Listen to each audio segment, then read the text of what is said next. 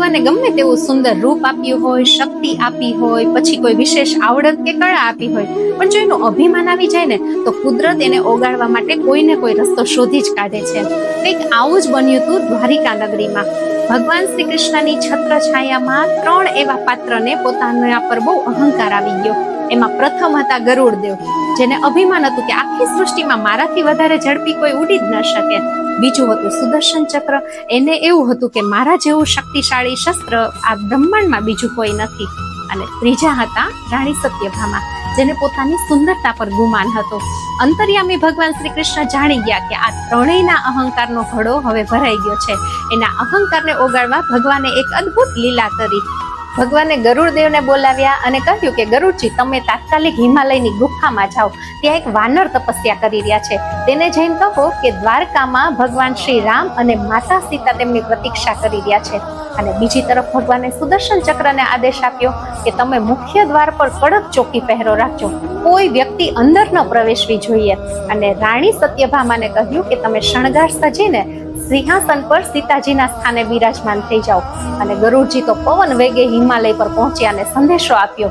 અને હનુમાનજીએ ગરુડજીને કહ્યું કે ચાલો હું તમારી સાથે જ આવું છું. ગરુડજીને મનમાં થયું કે આ વાનર મારી સાથે કઈ રીતે ઉડી શકશે, પણ હનુમાનજી તો એવા વેગથી ઉડ્યા કે ગરુડજી દ્વારકા પહોંચ્યા એ પહેલા તો હનુમાનજી ત્યાં હાજર હતા. આમ ગરુડજીની ગતિનો અહંકાર ત્યાં જ ઓગળી ગયો. હવે હનુમાનજી જ્યારે દ્વારકાના મુખ્ય દ્વારે પહોંચ્યા તો સુદર્શન ચક્રે એમનો રસ્તો રોક્યો અને અંદર જવાની ના પાડી. એટલે હનુમાનજીએ વિચાર્યું કે જો હું આની સાથે યુદ્ધ કરવા બેસીશ તો મારા પ્રભુના દર્શન કરવામાં મોડું થશે. એટલે એણે કંઈ પણ કર્યા વગર હસતા મુખે સુદર્શન ચક્રને પકડ્યું અને સીધું જ મોઢામાં ગળી ગયા અને શાંતિથી અંદર ચાલ્યા ગયા. જ્યારે હનુમાનજી રાજ્યસભામાં પ્રવેશ્યા ત્યારે ભગવાન શ્રી કૃષ્ણ રામચંદ્રજીના રૂપમાં ધનુષ બાણ ધારણ કરીને બેઠા હતા. અને હનુમાનજીએ ગદગદ થઈ અને પ્રભુના ચરણોમાં સાષ્ટાંગ પ્રણામ કર્યા. ત્યારે ભગવાને હનુમાનજીને પૂછ્યું કે હનુમાન, તમે દ્વાર પર તમને કોઈએ રોક્યા નહીં? ત્યારે હનુમાનજીએ સહજતાથી પોતાના મોઢામાંથી સુદર્શન ચક્ર કાઢી અને પ્રભુના ચરણોમાં મૂકી દીધું. આ જોઈ સુદર્શન ચક્રનું જે શક્તિનું મોટું અભિમાન હતું એ પળવારમાં ચૂરચૂર થઈ ગયું.